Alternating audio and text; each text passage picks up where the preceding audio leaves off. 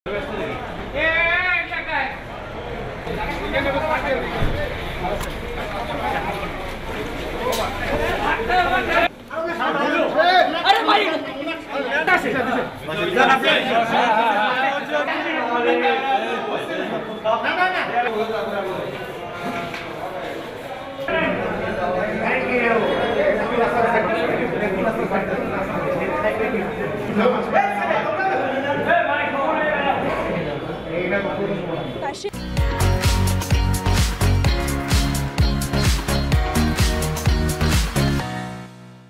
সম্পূর্ণ নির্দোষ, কিন্তু কে বা কাদের ইন্ধনে আমার ভাইকে আজকে, আমার মক্কেলকে আজকে ফাঁসিয়ে দেওয়া হচ্ছে আমি জানি না।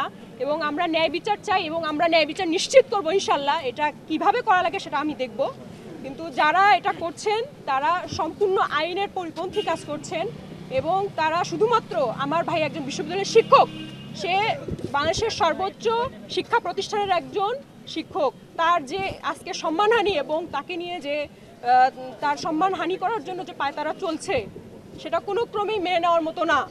আমি একজন বাংলাদেশি হিসাবে এটা প্রথমত তার মানবাধিকার লঙ্ঘন হচ্ছে সেখানে, দ্বিতীয়ত তার বিরুদ্ধে কোনো প্রমাণ নাই, প্রমাণ ছাড়া তাকে এভাবে তার রিমান্ড মঞ্জুর করেছে এবং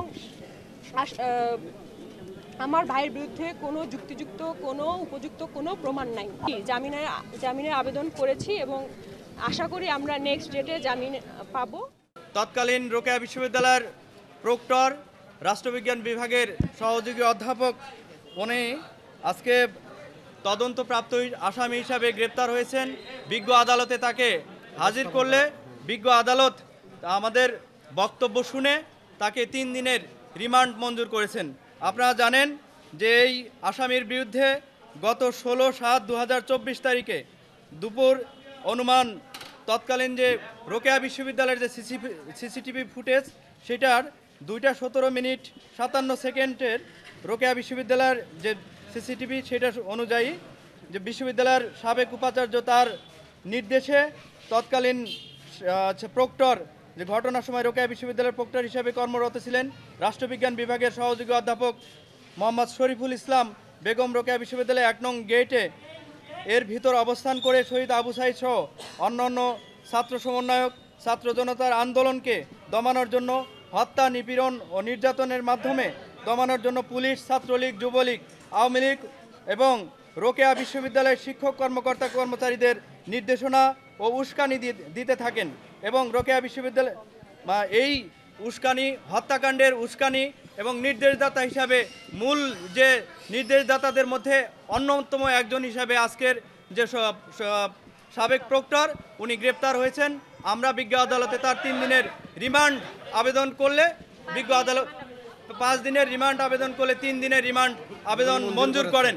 আমরা আপনাদের মাধ্যমে সারা দেশবাসীর কাছে আবারও সেটা উপস্থাপন করতে চাই যে শুধুমাত্র যে তদন্তপ্রাপ্ত একজন প্রক্টর তাকে গ্রেপ্তার করার মধ্য দিয়ে এই যে আজকের যে স্থবিরতা তৈরি হয়েছিল সেটা কিছুটা সচল হলেও আমরা মনে করি অন্য যে সকল আসামি, এজাহারভুক্ত আসামি এবং তদন্তর জন্য আমরা যেটা বিজ্ঞ আদালতে দিয়েছিলাম সেই আসামিরা এখনও ধরাছোঁয়ার বাইরে। এইটা কোনোভাবেই কাম্য নয়। আমরা মনে করি অবিলম্বে প্রত্যেকটা আসামিকে গ্রেপ্তার করতে হবে। এখানে পুলিশের যে ঊর্ধ্বতন কর্মকর্তা কিনা, সে বড় ব্যক্তি কিনা সেটা গুরুত্বপূর্ণ নয়। যে মামলার মধ্যে দিয়ে বাংলাদেশের একটা পট পরিবর্তন হলো, একটা অভ্যুত্থান ঘটলো, সেই আবু সাঈদ হত্যা মামলার অন্যান্য সকল আসামি এখনো গ্রেপ্তার হয়নি।